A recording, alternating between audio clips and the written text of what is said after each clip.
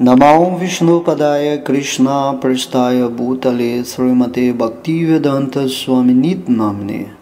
Ofereço minhas respeitosas reverências à sua divina graça Srila Prabhupada, que é muito querido pelo Senhor Krishna por ter se rendido a seus pés de lótus. Hoje, nesta aula, vamos falar o capítulo 9 do livro de Krishna intitulado Mãe Yashoda amarra o Senhor Krishna. É dito que, certa vez, ao ver que sua criada estava atarefada com diferentes afazeres domésticos, Mãe de Yashoda se encarregou pessoalmente de fazer a manteiga. Enquanto fazia manteiga, ela cantava os passatempos infantis de Krishna e sentia prazer em pensar em seu filho.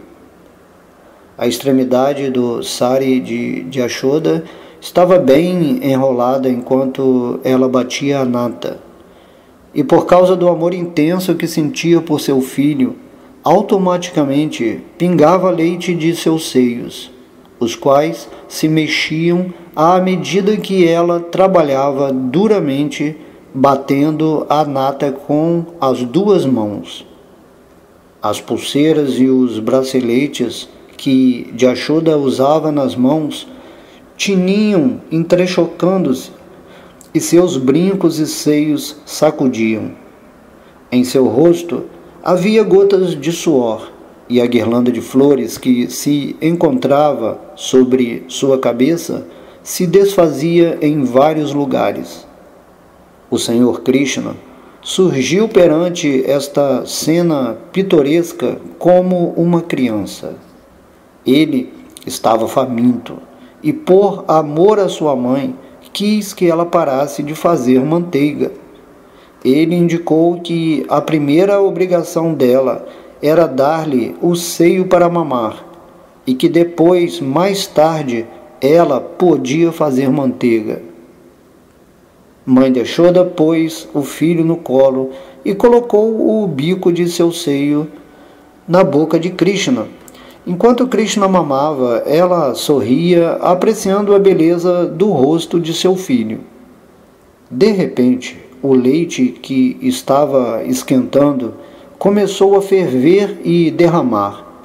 Mãe de Yashoda colocou Krishna de lado imediatamente e se dirigiu até o fogão para impedir que o leite derramasse. Deixado nesse estado por sua mãe, Krishna ficou muito zangado e seus lábios e olhos ficaram vermelhos de raiva. Ele apertou seus lábios com os dentes e, com um pedaço de pedra, quebrou imediatamente o pote de manteiga. Tirou a manteiga do pote e pôs-se a comer a manteiga num lugar escondido, com lágrimas de crocodilo nos olhos. Entre mentes, Mãe de Yashoda voltou ao lugar onde ficava a batedeira para fazer manteiga, depois de ter posto em ordem a panela cujo leite transbordara. Ela viu que o pote no qual se mantinha o iogurte batido estava quebrado. Uma vez que não pôde encontrar seu menino, concluiu que o pote quebrado era obra dele. Ela começou a sorrir enquanto pensava: esse menino é muito esperto. Depois de quebrar o pote, ele saiu de onde estava com medo de ser castigado. Após procurar por toda parte, Yashoda encontrou um grande pilão de madeira que era mantido de cabeça para baixo e sobre o qual seu filho estava sentado. Krishna comia a manteiga que se encontrava num pote suspenso do teto e a dava de comer aos macacos. Ela viu que Krishna, olhando para um lado e para o outro com medo dela, porque ele estava consciente de que estava fazendo travessura. Depois que viu o seu filho fazendo isso, ela se aproximou silenciosamente em sua direção com uma vara na mão. Krishna desceu imediatamente do pilão e saiu raspando com medo. Mãe de Yashoda perseguiu-o por todos os lados, tentando capturar a suprema personalidade de Deus, do qual nem mesmo os grandes yogis conseguem se aproximar através de suas meditações. Em outras palavras, Krishna, a suprema personalidade de Deus, que os yogis e especuladores jamais atingem, brincava justamente como uma criancinha para uma devota notável como Mãe de Yashoda. Contudo, Mãe de Yashoda não estava conseguindo agarrar o menino, pois este corria muito e ela tinha a cintura fina e o corpo pesado.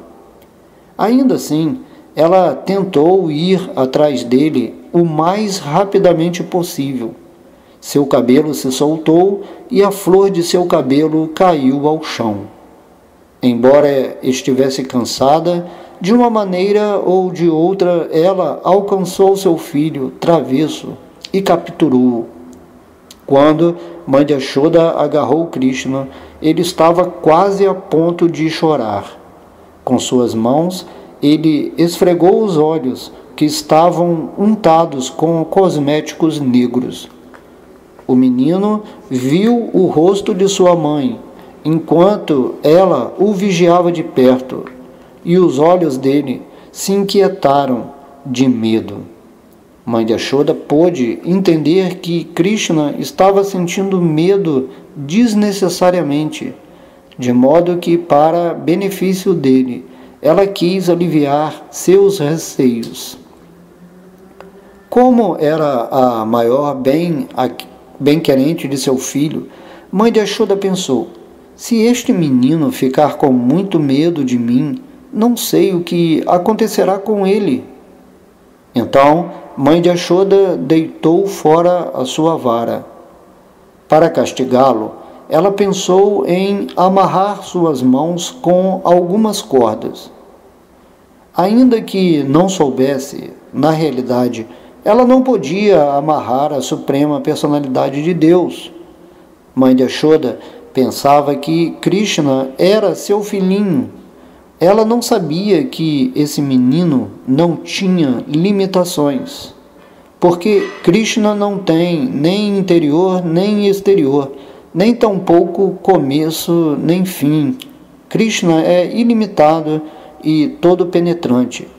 Na verdade, ele mesmo é a manifestação cósmica inteira. Ainda assim, Mãe de Yashoda pensava que Krishna era seu filho.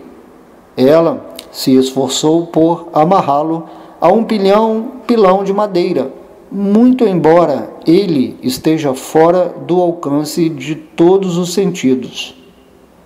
Mas, ao tentar amarrá-lo, ela descobriu que a corda que estava usando era demasiado curta. Faltavam sempre 2 polegadas. Ela apanhou mais cordas que havia em casa e juntou-os à primeira. Mas no fim notou a mesma carência. Dessa maneira, ela ligou todas as cordas disponíveis em casa, mas quando deu o nó final, viu que ainda faltavam 2 polegadas. Mãe de Yashoda sorria, porém estava espantada. Como é que isso está acontecendo? De tanto tentar amarrar o seu filho, ela ficou cansada. Estava suando e a guirlanda que se encontrava sobre sua cabeça caiu. Aí então o Senhor Krishna apreciou o grande esforço de sua mãe e, sentindo compaixão por ela, deixou Mãe de Yashoda se amarrá-lo pelas cordas. Brincando como uma criança humana na casa de Mãe de Yashoda, Krishna estava representando os passatempos escolhidos por ele mesmo. Evidentemente, ninguém pode controlar a suprema personalidade de Deus. O devoto puro se rende aos pés de lótus do Senhor, que talvez o proteja ou o reprima. Mas, pela sua parte, o devoto jamais se esquece de sua própria posição de rendição. Similarmente, o Senhor também sente prazer transcendental ao se submeter à proteção do devoto. Isto se exemplificou pela rendição de Krishna a Yashoda, a sua mãe.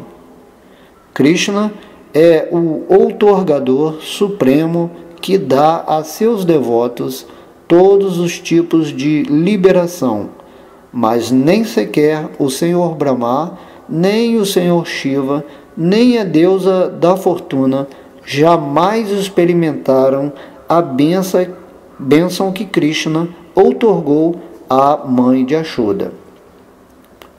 A suprema personalidade de Deus, que é conhecido como filho de Yashoda e Nanda Maharaj, não é conhecido tão completamente pelos yogis e os especuladores. Não obstante, seus devotos podem alcançá-lo facilmente.